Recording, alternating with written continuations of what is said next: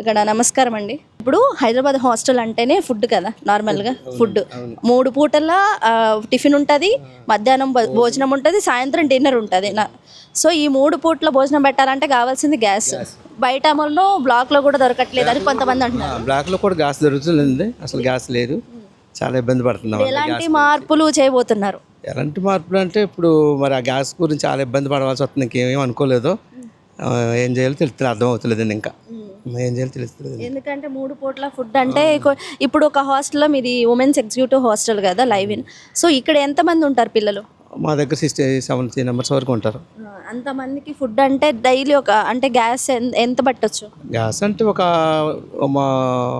బండ తెచ్చుకుంటే ఒక 3 days అలాగ వస్తుంది అంతే. ఒక బండ 3 days వస్తుంది.